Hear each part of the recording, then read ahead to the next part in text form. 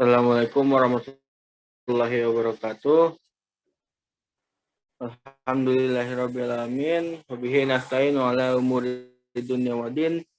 Wassalatu wassalamu ala asrofil anbiya'i wal mursalin wa ala alihi wa sahbihi ajmain amma ba'du.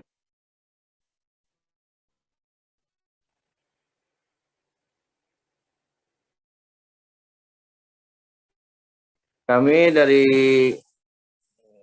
kelompok akan mempresentasikan hadis tentang taun adalah kesyahidan. Materi yang pertama yang akan dibacakan oleh Saudara Doni Rukmara. Kepadanya kami persilahkan.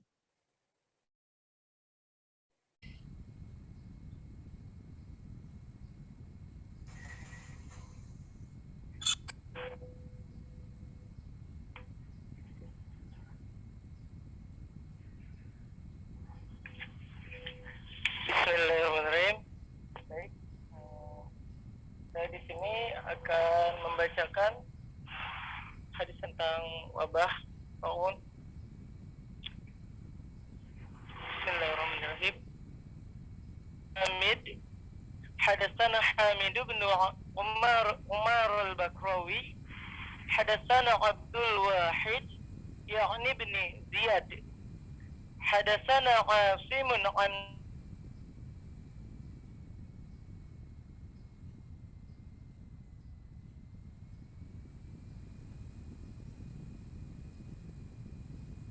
Recording stopped.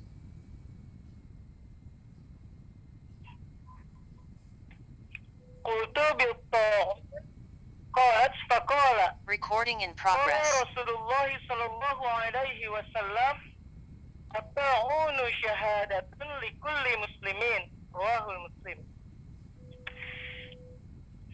Menceritakan kepada kami Hamid bin Umar al-Bakrawi menceritakan kepada kami Abdul Wahid bin Ziyad menceritakan kepada kami Asim dari Hafsah binti Sirrin. Dia berkata, Anas bin Malik berkata kepadaku, Yahya bin Abi Amrah meninggal karena apa? Aku berkata, karena taun.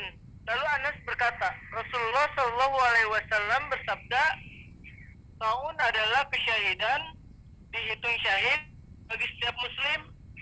Hadis riwayat Muslim. Terima kasih. Saya kembalikan kepada moderator.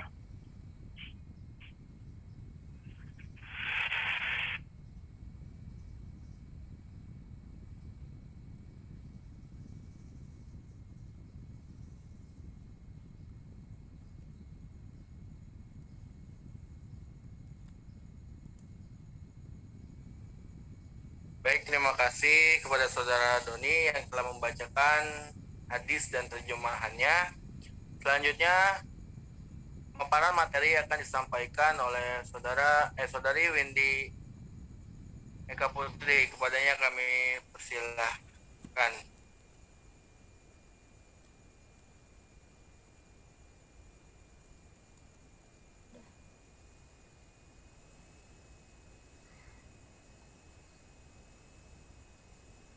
Baik, saya akan melanjutkan tentang syarah hadis dari hadis yang telah dipaparkan oleh Adoni tadi.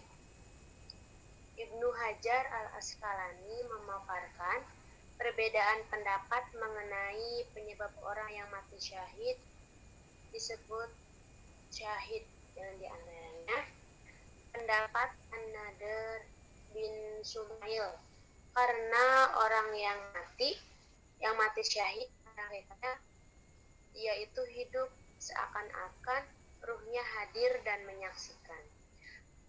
Pendapat Ibnu Al-Anbari, karena Allah dan malaikatnya bersaksi bahwa surga diperuntukkan baginya. Pendapat lain, karena saat ruhnya keluar dia menyaksikan banyak karomah untuknya, atau dia menyaksikan keselamatan dirinya dari api neraka, atau saat kematiannya dia tidak menyaksikan apapun kecuali malaikat rahmah, atau karena pada hari kiamat dia menjadi saksi diutusnya para rasul, atau malaikat bersaksi akhir yang husnul khotimah baginya, atau karena Allah bersaksi niat baik dan keikhlasannya, dan lain sebagainya.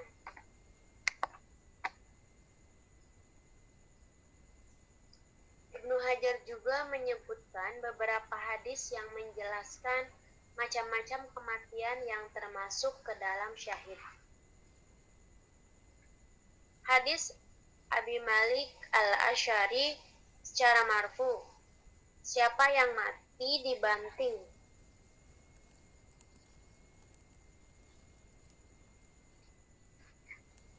oleh kuda atau unta miliknya, atau mati disengaja serangga, atau meninggal di atas tempat tidurnya, atau segala bentuk kematian yang hendak Allah Ta'ala, maka dia syahid. Yang disahihkan Daruqutni dari hadis Ibnu Umar, matinya orang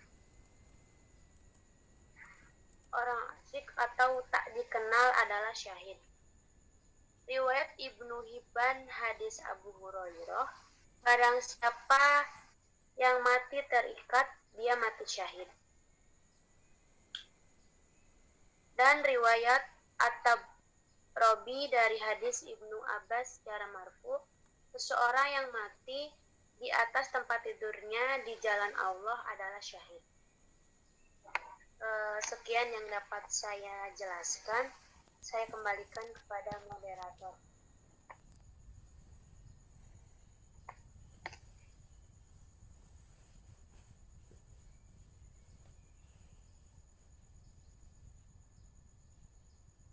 Baik, terima kasih kepada Teh Windy. Selanjutnya materi akan disambung oleh dari Buya. Kepadanya kami persilakan. Baik, terima kasih kepada moderator. Materi selanjutnya yaitu menurut Ibnu At-Tin mengatakan bahwa jenis-jenis kematian di atas adalah bentuk keutamaan dari Allah. Sesungguhnya Nabi ditanya, jihad apakah yang paling utama? Nabi bersabda, siapa yang melukai kudanya dan mengalir darahnya, maksudnya perang di jalan Allah. Kemudian Ibnu Hajar membagi syuhada atau orang-orang yang mati syahid menjadi dua bagian. Pertama, syahid di dunia dan akhirat, yaitu dia yang perang di jalan Allah dengan ikhlas dan tidak lari dari medan perang. Kedua, syahid di akhirat, yaitu kematian-kematian yang telah disebutkan di atas. Mereka diberikan pahala seperti pahala para syuhada atau yang mati berperang di jalan Allah, namun tidak berlaku hukum-hukum mereka di dunia. Terima kasih. Saya kembalikan kepada moderator.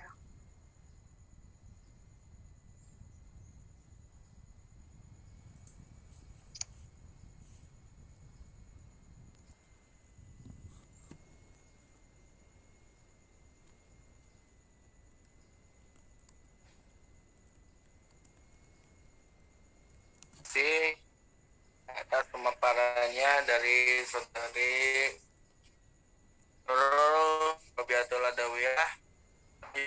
Materi akan disambung oleh saudari Nisa Rifda Aulia. Padanya kami persilahkan.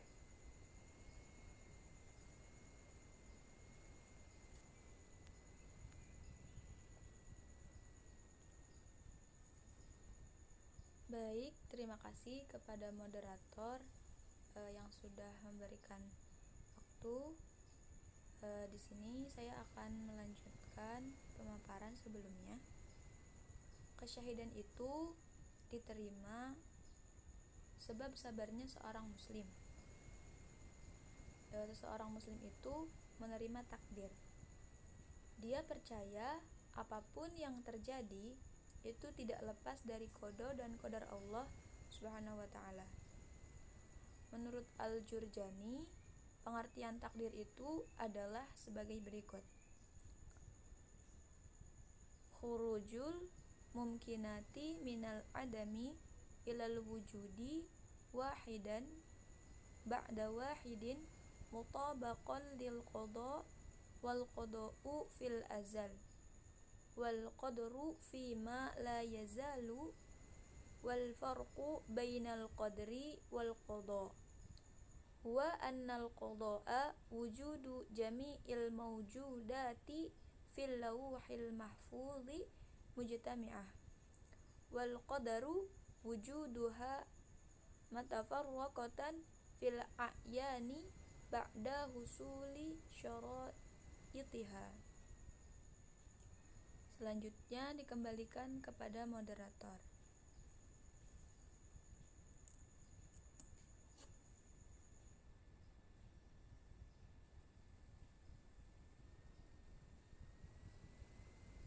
Baik, terima kasih kepada saudari Nifta. Selanjutnya materi akan disambung oleh saudari Yuyun Rusdiana. Kepadanya kami persilahkan.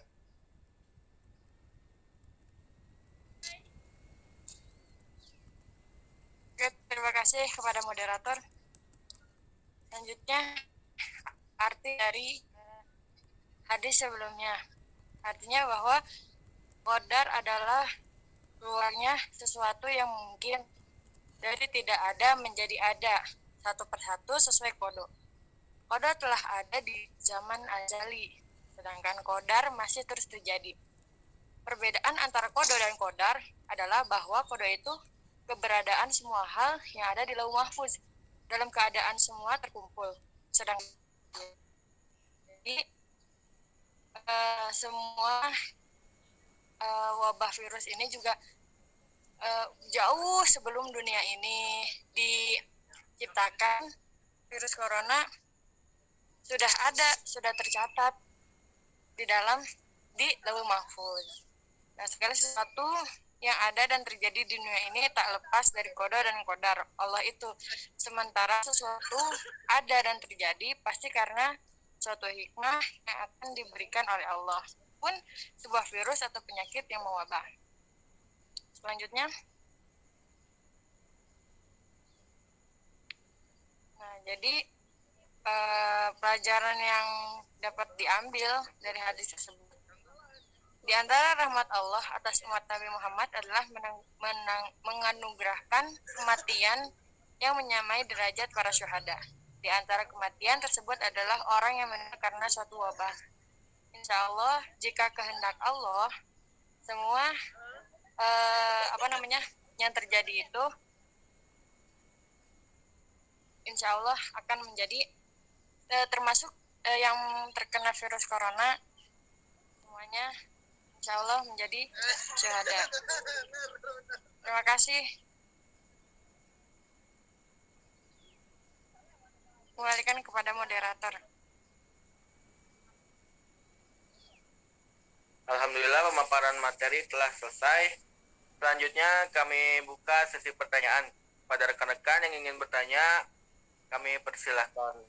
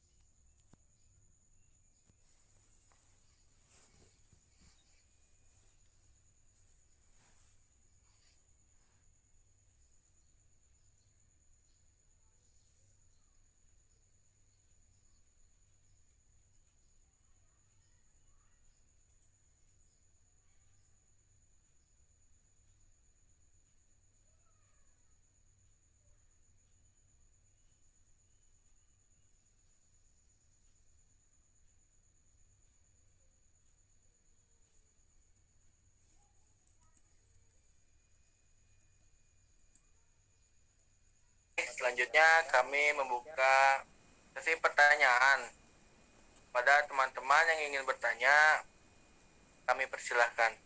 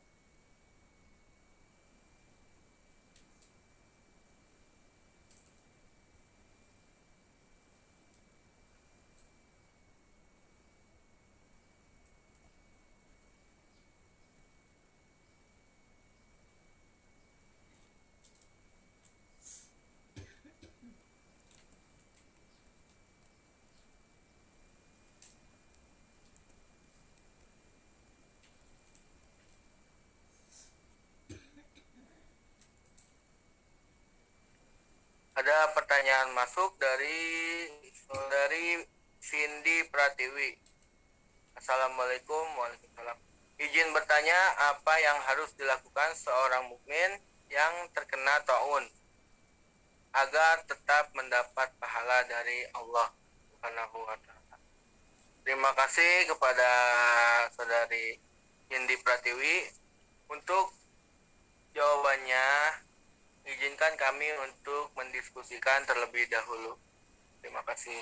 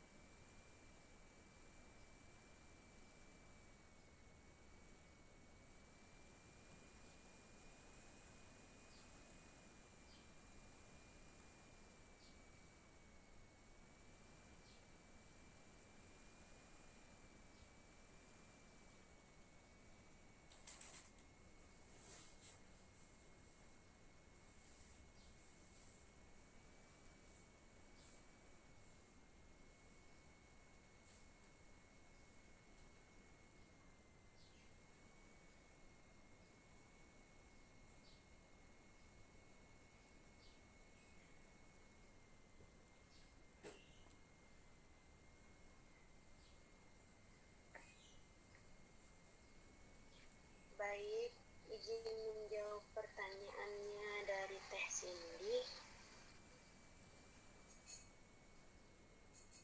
Diulang untuk pertanyaannya.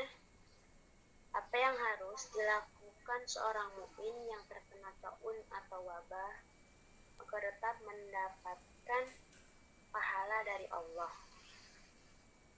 Dalam sebuah hadis yang diriwayatkan Imam Al-Bukhari, disebutkan ada beberapa keutamaan bagi seorang mukmin yang menderita atau tertularnya taun. Seorang mukmin itu harus bersabar meski dirinya tertular penyakit yang sangat berbahaya itu. Jadi keutamaan yang disebutkan dalam hadis tersebut terdapat pada kesabarannya dalam menghadapi ketika dia sedang diisolasi di dalam rumah. Terus seorang mukmin itu tidak melarikan diri dari apabila dia sedang menjalankan pengobatan, dan di situ terdapat janji Allah berupa pahala walaupun dia tetap berada di dalam rumah menjalankan isolasi. Dan yang pertama yang harus dilakukan oleh seorang mukmin yaitu perintah agar tetap berada di ruang isolasi, dan itu seorang mukmin tersebut mendapatkan pahala juga. Terus tetap dalam ruang isolasi merupakan tindakan Recording in yang progress. menyebabkan masyarakat lain tidak dapat tertularkan dari taun atau wabah atau penyakit yang sedang dideritanya. Dan yang kedua, orang mukmin yang terkena wabah menular dan meninggal karenanya dijanjikan oleh Allah akan mendapatkan pahala layaknya orang yang mati syahid. Jadi seperti itu. Jadi ada, walaupun seorang mukmin itu dia sedang menderita taun atau sedang terkena wabah, dia hanya terus bersabar menjalankan protokol kesehatannya, menjalankan isolasi tetap di rumah saja.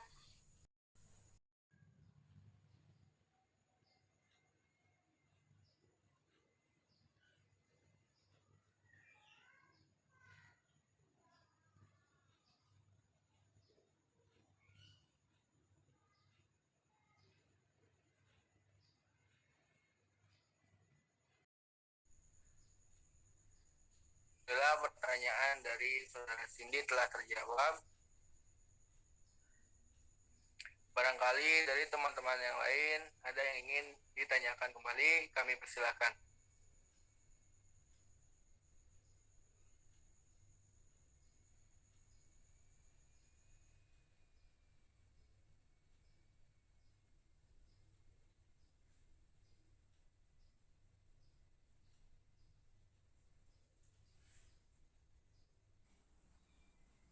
Baik, jika dirasa tidak ada lagi yang ingin ditanyakan, maka kita cukupkan diskusi hari ini. Semoga apa yang telah kita diskusikan dari awal pertemuan hingga akhir dapat bermanfaat bagi kita semua. Mohon maaf bila ada salah-salah kata dari kami. Akhirul kalam.